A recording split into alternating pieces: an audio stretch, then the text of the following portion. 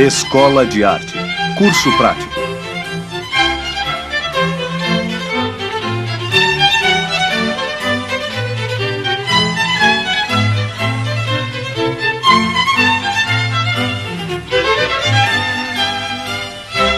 Pastel, a figura.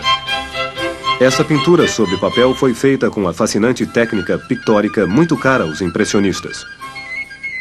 O pastel. Os pastéis são tintas com grande poder de cobertura e que podem ser encontradas nas lojas especializadas sob a forma de pequenos cilindros ou sob a forma de lápis. Os pastéis sob a forma de cilindro são produzidos em 3 versões clássicas: seca, de cera e a óleo. Os pastéis secos podem ser esfumados com o dedo.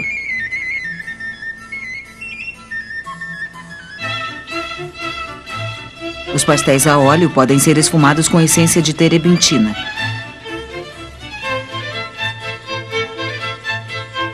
Os pastéis de cera podem ser esfumados com álcool.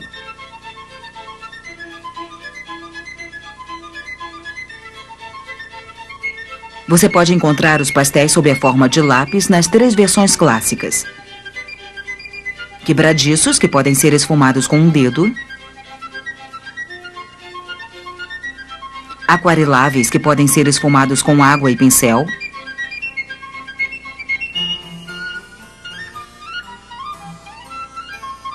e oleosos à base de cera, que são esfumados com a ponta do próprio lápis. Os pastéis são compostos de magnésio, argila ou bário, que funcionam como ligante, ao passo que a cor é dada pelos pigmentos. Com a mistura desses elementos, você pode fabricar sozinho os seus próprios pastéis. Coloque no almofariz um pouco de argila branca e de pigmento. Misture lentamente. Se desejar uma cor clara, use muita argila, mas se preferir uma tonalidade mais intensa, utilize uma quantidade menor.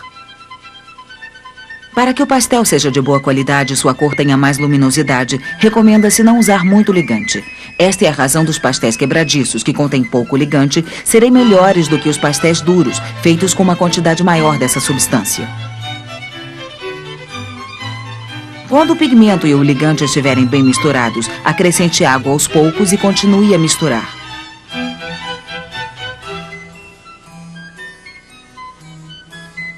Se você quiser fazer pastéis de cera, basta acrescentar um pouco de cera e continuar misturando.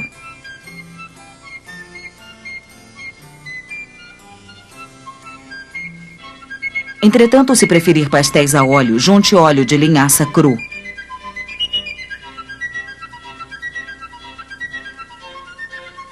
Estes 2 tipos de pastéis demoram muito mais tempo para secar.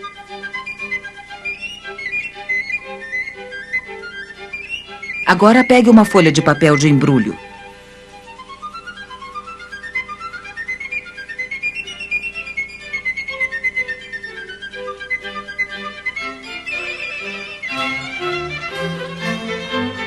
Enrole os retângulos de papel em torno de um pequeno bastão de madeira, formando pequenos cilindros. Prenda-os na parte central com fita adesiva e retire-os do bastão. Feche uma das extremidades fazendo uma pequena prega que também deve ser colada com fita adesiva.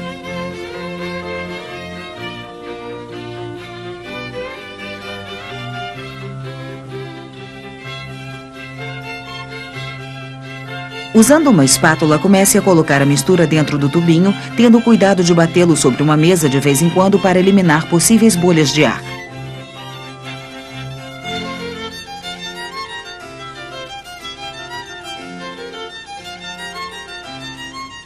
Deixe secar o tubinho durante alguns dias. Quando estiver absolutamente seco, desenrole-o com delicadeza. É muito difícil que os pastéis artesanais saiam tão perfeitos quanto os industrializados. De qualquer forma, o mais importante é o resultado cromático. A figura e os seus cânones. Tudo que é construído pelo homem, por exemplo, uma cadeira ou um automóvel, tem como medida o próprio homem. Na figura humana, a unidade de medida é a cabeça. Os cânones para a construção de uma figura são inúmeros. Historicamente, o mais antigo é o que foi usado pelos egípcios. Os gregos desenvolveram e aprofundaram os estudos dos módulos de construção com o objetivo de alcançar a beleza apolínea. Para definir a beleza da figura, Policleto serviu-se de uma estátua que provavelmente representava Aquiles e a chamou de cânon, ou seja, cânone, que significa regra básica. De fato, desde então, as proporções do corpo humano sempre tiveram essa estátua como referência. Segundo o cânone, a altura da figura é igual a 7 vezes e meia a altura da cabeça. Observe. A distância entre o queixo e o externo é igual ao comprimento da cabeça. Entre o externo e o umbigo também existe uma distância igual ao comprimento da cabeça. Assim como entre o umbigo e os genitais. A distância entre os genitais e os pés é igual ao comprimento de 3 cabeças e meia.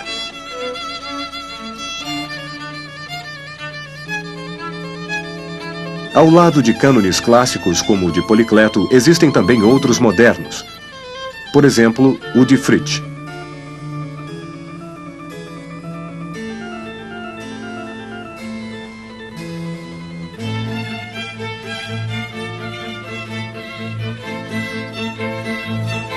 Preferir usar um cânone a outro não é muito relevante.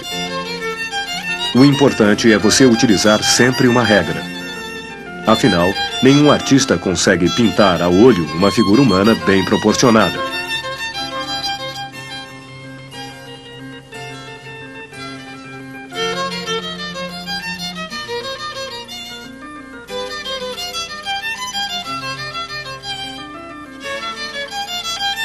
Desenho a carvão. Para começar, vamos mergulhar na atmosfera dos impressionistas. Cavalos e cavaleiros, por exemplo, tão caros a Degas e a Toulouse-Lautrec. Em primeiro lugar, coloque o modelo na pose escolhida.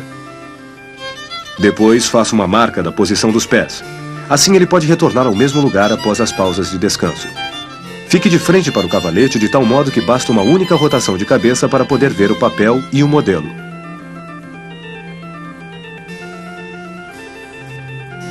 Recomenda-se utilizar o carvão para fazer o desenho que será posteriormente pintado com os pastéis. Acostume-se a traçar o desenho da figura inteira. Inicie pela cabeça, que representa a unidade de medida.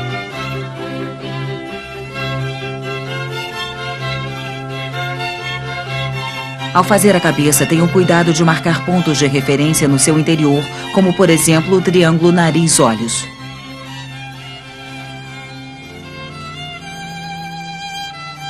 É óbvio que, para constituir uma unidade de medida, a cabeça deve ser perfeitamente proporcional.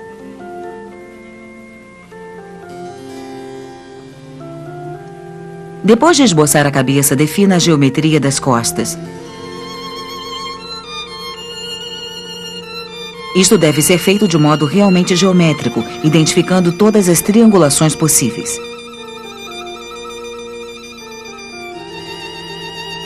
De fato, cada linha desenhada deve ter referências e correspondências precisas. Agora observe o modelo. Trace a olho a linha reta tangente aos cotovelos, levando em conta que este alinhamento deve ser mantido em todas as angulações possíveis.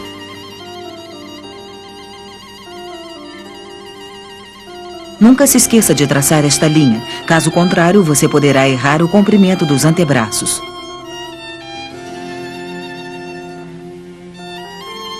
Olhe agora as mãos. Ao desenhar as mãos, procure entender como elas se movem. Portanto, ao fazer seus contornos, calcule a posição da área do tarso, levando em consideração o movimento do pulso. Cuidado com a posição dos dedos. Ela deve ser sentida com um único traço do carvão. Partindo do centro da cabeça, trace uma perpendicular até os pés, ao mesmo tempo que esboça, de modo aproximado, o contorno das pernas.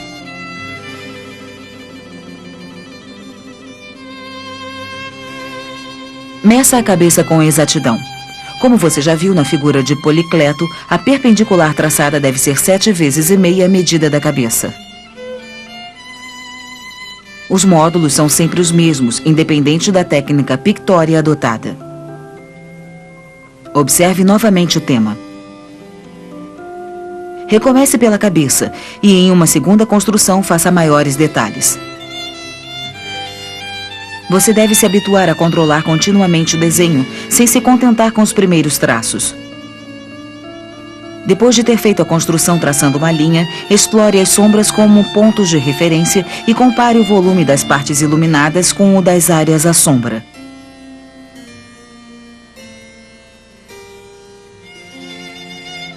Como você pode notar, a relação luz e sombra, construída de maneira geometricamente sintética sobre o rosto, permite não somente controlar as proporções, mas também ajuda a criar os volumes. Uma vez estabelecida a parte alta do rosto, faça a boca, limitando-se a traçar 2 sombras, uma com o formato do lábio superior e a outra projetada sob o lábio inferior. Continue depois desenhando a forma do colarinho da camisa.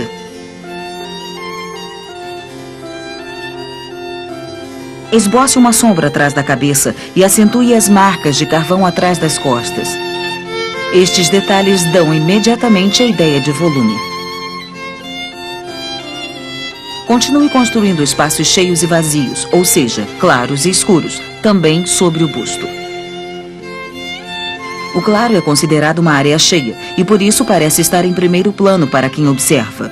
O escuro, ao contrário, é identificado com o vazio e se coloca visualmente em segundo plano. Transforme agora esses sombreados em formas homogêneas, sem buscar uma definição realista, pelo menos por enquanto. Limite-se a calcular a quantidade de sombra em relação à quantidade de luz. Isto permitirá que você verifique se a dimensão do busto está adequada ou se será necessária uma correção posterior. Observe os braços. A camisa deve ser definida com manchas escuras nas áreas de sombra e com linhas curvas nas partes em que as dobras são mais evidentes.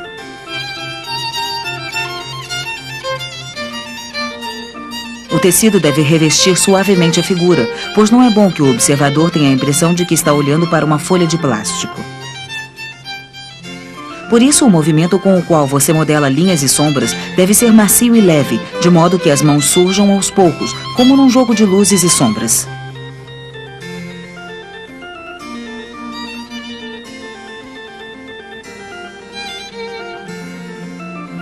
Pronto, olhe.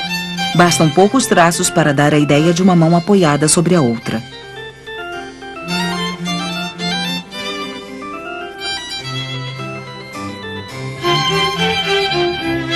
Você deve aprender a ver a forma das mãos ao vivo no próprio momento da pose.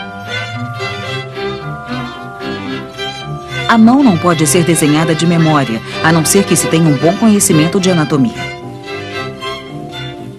Por isso, é aconselhável fazer com frequência a cópia das mãos de uma pessoa viva. Este é um excelente exercício. Desenhe agora a barra da jaqueta. Verifique a largura do quadril. Defina o ponto de apoio com um traço e depois reforce as linhas já desenhadas. Arredonde a barra da jaqueta. Com 2 traços, faça as formas do quadril, modificando a seguir o perfil da jaqueta. Por fim, modele as dobras das calças.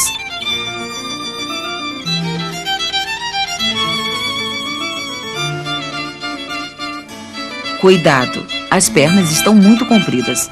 Apague as botas. Observe os pés.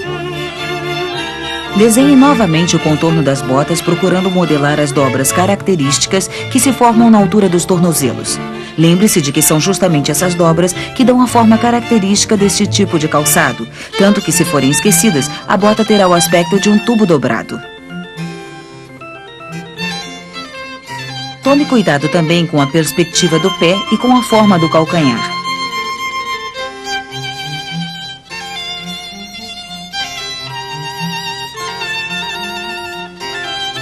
Com o mesmo critério, desenhe a outra bota, alterando o leve traço que restou depois de ter sido apagado. procedimento útil é, ao apagar um desenho, deixar sempre um leve traço do que foi feito anteriormente. Ele servirá como referência para a correção e ajudará a não repetir o erro.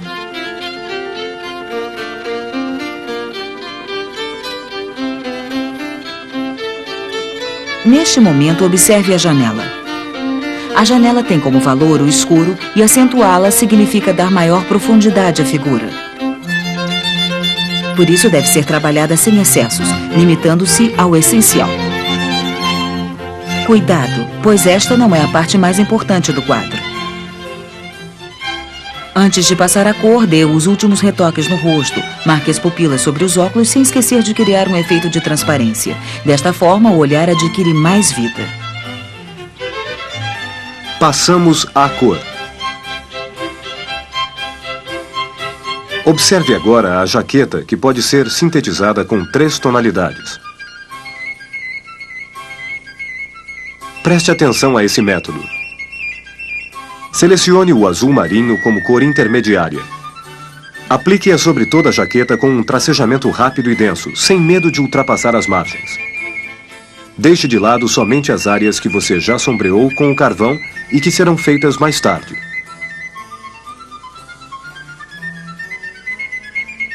Continue sobre a parte inferior da jaqueta, obtendo uma colorização mais compacta. Depois, com um movimento rápido e a mão leve, esfume tudo com o dedo polegar.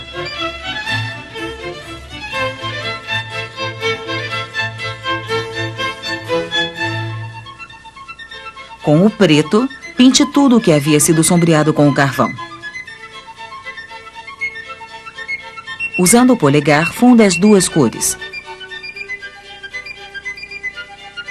Este sombreamento deve ser feito por setores, comparando as tonalidades entre eles à medida que vão sendo feitos. Recupere o azul marinho onde ele se perdeu e esfume novamente com o dedo. Trabalhe com a mão sem fazer pressão, quase como se estivesse acariciando o desenho.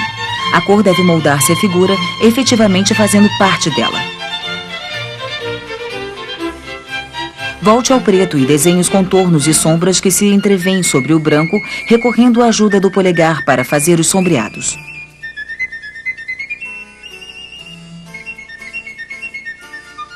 Com um azul mais claro, pinte a área mais iluminada da jaqueta.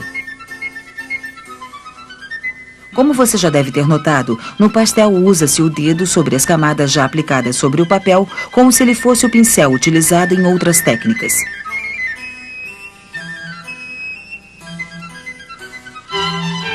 Volte ao rosto. Com o pastel cor de pele claro, cubra todas as partes do rosto que não foram sombreadas com o carvão. Você vai perceber que o rosto ficará dividido em 2 áreas distintas, a luz e a sombra. Neste ponto fixam-se os 2 extremos. Este é considerado o ponto de partida da colorização.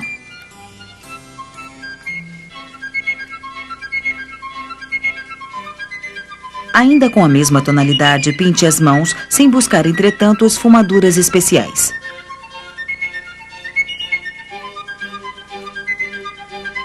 Pegue um pastel mais escuro e faça todos os meios tons do rosto que você esfumará com o polegar. Se for necessário, volte ao tracejamento.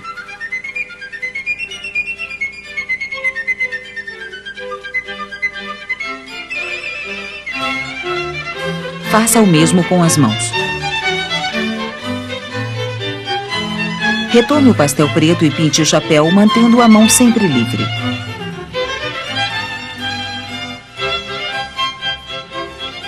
Ainda com o preto, faça a sombra projetada no muro com um traço rápido.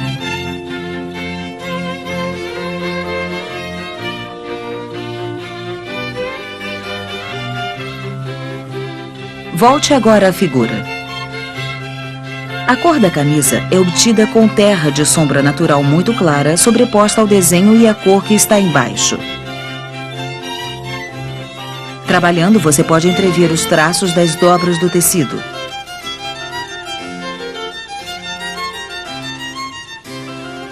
Continue a manga com a mesma cor. Siga os traços de carvão, partindo do alto e acompanhando a inclinação das dobras da manga com um tracejamento colorido.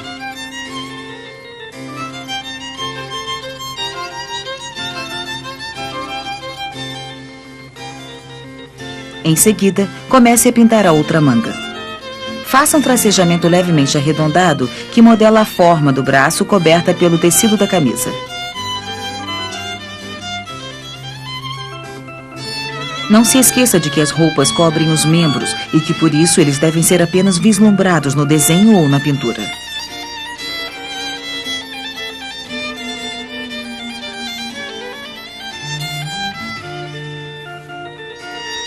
Agora pegue um ocre um pouco mais claro e vele a parte iluminada da camisa.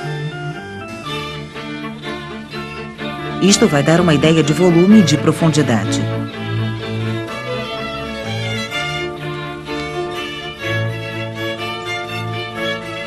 Continue na outra manga. Pare um instante para olhar o movimento da mão do desenhista.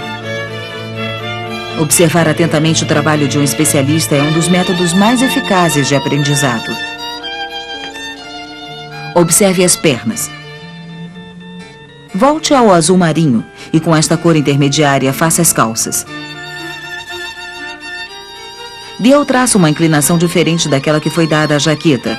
Assim você criará uma distinção entre as duas peças de roupa, mesmo elas sendo da mesma cor.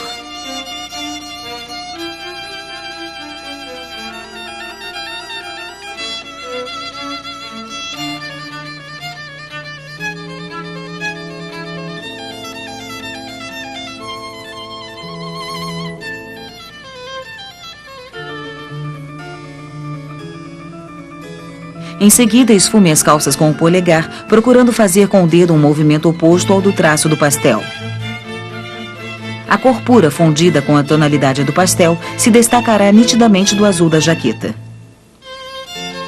Usando o azul, sobreponha à tonalidade escura um tracejamento paralelo que tenha poder de cobertura. A cor não pode se fundir com a camada de baixo, a qual, no entanto, deve aparecer entre um traço e outro do azul. Isto dá à pintura a pastel um grande frescor e transparência. Não se esqueça de que os trabalhos feitos com pastel constituem um meio-termo entre desenhar e pintar. Portanto, devem reunir as características das duas técnicas.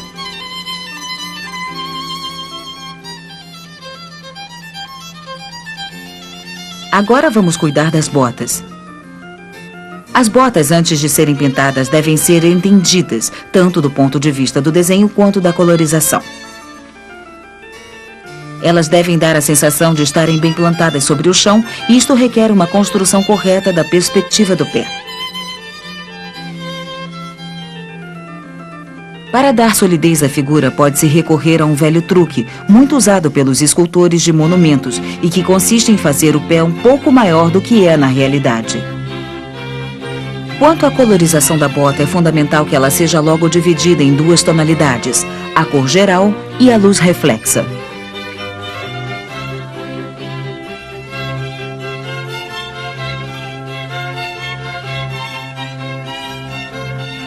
Pronto!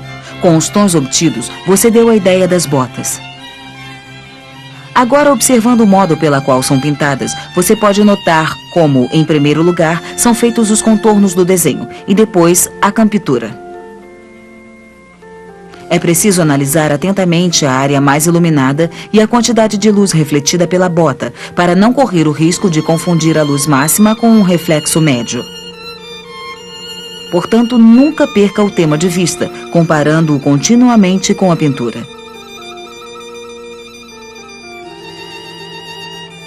Esfume com o dedo a cor das botas, que desta forma ficará mais plástica. E lembre-se sempre que você deve transmitir a sensação tátil do objeto. Com o dedo, modele a sombra em torno da figura. Os acabamentos. Utilizando um giz cinza claro, comece a fase de acabamento que deve ser sempre resolvida com manchas. Para as áreas cor de pele, use diversas tonalidades de ocre. É óbvio que as suas possibilidades cromáticas aumentam em função da variedade oferecida pela caixa de tintas. De fato, com o pastel, ao contrário do óleo, as misturas são feitas sobrepondo as cores e esfumando-as com um dedo. Com um ocre, marque a boca. Evite os rosa e os vermelhos e use uma tonalidade levemente mais escura de cor de pele.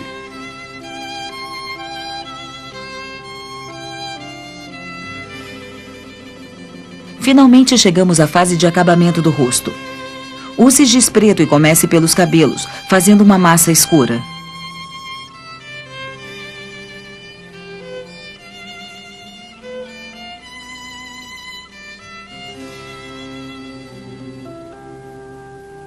Depois, quase sem levantar o giz do papel, passe aos outros detalhes do rosto: os óculos, os olhos e a boca. Procure sentir-se solto e relaxado, lembrando-se de que o divertimento e a alegria de criar são componentes importantes da pintura.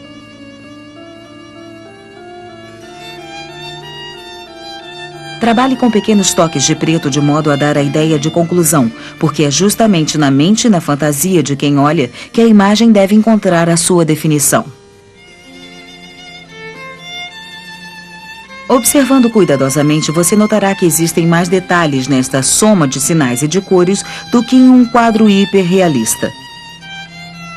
Finalmente, não esqueça de se afastar de vez em quando da pintura para observá-la a uma certa distância.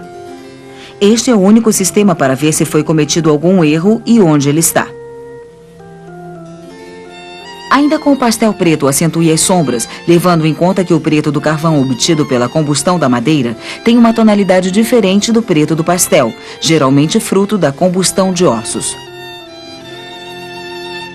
Este último é um preto frio e, portanto, mais profundo e adequado a certos tipos de acabamento e retoques, justamente porque basta uma leve pressão para se obter sinais marcantes.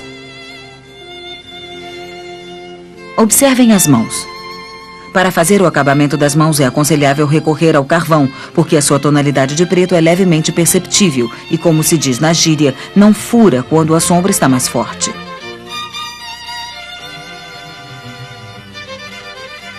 É importante calibrar bem as sombras, caso contrário, elas correm o risco de parecerem cortes no desenho. Ainda com o carvão, trabalhe sobre as calças.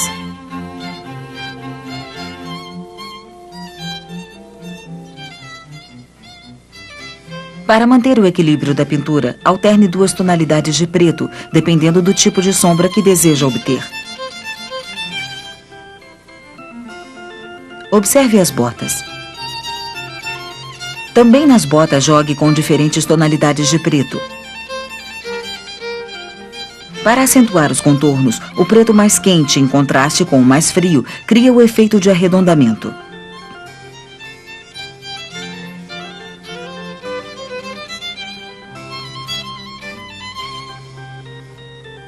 Com um pastel branco e um tracejamento largo, faça as luzes que estão refletidas nas botas.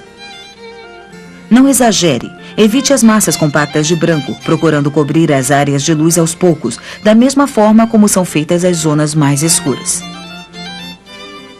Aplique o branco também nas bordas arredondadas da jaqueta, mas esfume-o com o dedo.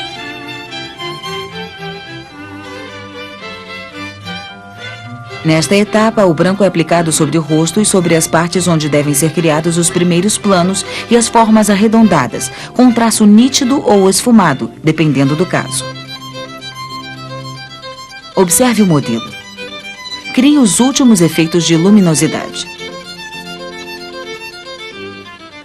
Faça o fundo com um pastel ocre amarelo de tonalidade semelhante à do muro que está atrás das costas do modelo, passando-o tranquilamente sobre a sombra preta.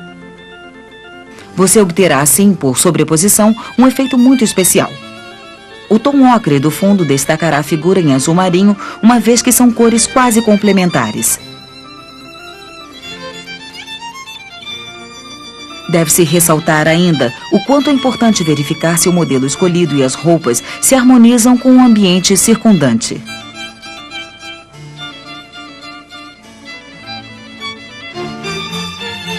Para o chão, utilize uma cor muito parecida com a da camisa.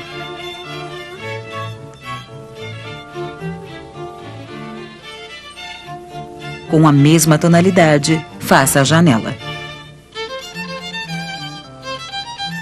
A pintura está pronta. Até a próxima técnica pictórica.